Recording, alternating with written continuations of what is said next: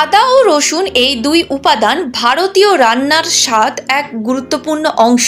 এই আদা ও রসুন প্রত্যেক মশলাদার রান্নাতেই ব্যবহার করা হয়। বিশেষজ্ঞরা জানান এই দুই জিনিস শরীরের জন্য ভীষণভাবে উপকারী। অনাক্রম্যতা বৃদ্ধি থেকে শুরু করে হজমকে ঠিক রাখা আদা বহু গুণে উপকারী। অন্যদিকে রসুন ইমিউন সিস্টেমকে শক্তিশালী করে, রক্তে শর্করার মাত্রাকে নিয়ন্ত্রণ করে।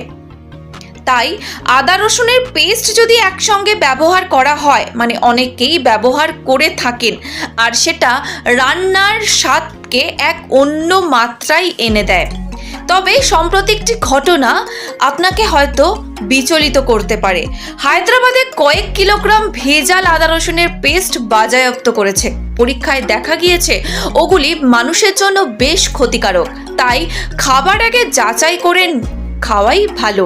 আর সব থেকে ভালো হয় আপনি যদি বাজার থেকে ফ্রেশ সবজি কিনে তারপরে পেস্ট বানিয়ে রান্না করুন।